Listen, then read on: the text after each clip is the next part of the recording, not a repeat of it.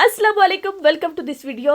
माफ़ कीजिएगा, आज की वीडियो का कोई सर पैर नहीं है। आधे रास्ते से ही मैंने स्टार्ट कर ली है, कुछ चीज़ें रेडी कर चुकी थी तो फिर मेरा मूड बन गया। मैंने सोचा चलो वीडियो बना लेते हैं। फिर मैंने साथ साथ कुछ क्लिप्स लिए थे जो मैं आप सबसे शेयर कर रही हूँ।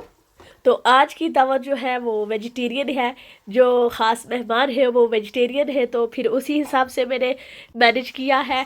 और कुछ नॉन वेज चीज़ें भी हैं, ज़ाहिर है सारे वेजिटेरियन नहीं है, नॉन वेज भी है, तो सारा मिक्स सिस्टम है। तो उसी हिसाब से फिर मैंने वो सारी चीज़ें ऑर्गेनाइज़ की है। और कोई रेसिपी शेयर नहीं कर रही, अगर कोई रेसिपी चाहिए हुई तो कमेंट्स में ज़रूर बताइएगा।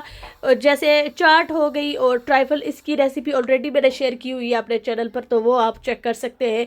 बाकी ये वाली जो है, इसको आप पापड़ी बोल रहे हैं या नमक पारे, जो भी आप कहना चाहें, इसकी मुझे इंस्टाग्राम पर रिक्वेस्ट आई थी कि इसकी रेसिपी शेयर करें। तो इसकी कोई ख़ास रेसिपी नहीं है, जैसे समोसे के लिए आप बनाते हैं आटा, उसी तरह से इसको मैंने बनाया था।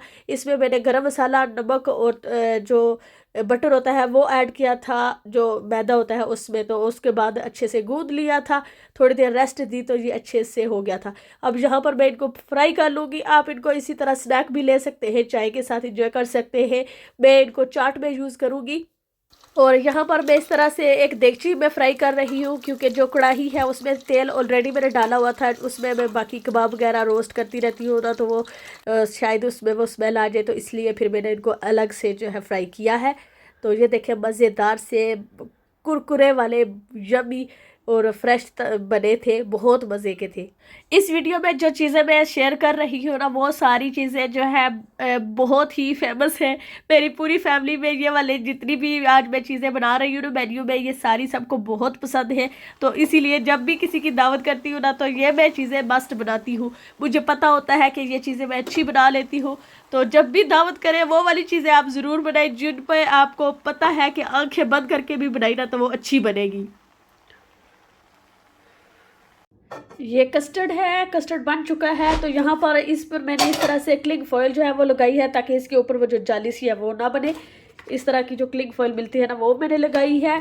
ये रेडी हो चुकी है। और इसके साथ यहाँ पर ये है जो चने और आलू चाट के लिए, सेवरी चाट के लिए, वो सिर्फ असेंबल करने वाली रह गई है। ये भी रेडी हो चुके हैं।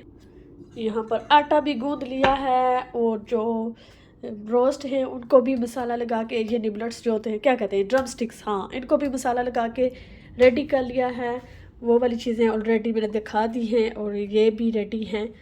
तो अब असेंबल करने वाली चीज़ें रहती हैं। ये भी सैलड मैंने कट कर लिया है रायता वगैरह के लिए, और जो चाट में यूज़ होगा तो इसी में से मैं यूज़ करूँगी। ये चीज़ें हो गई हैं रेडी, अल्हम्दुलिल्लाह।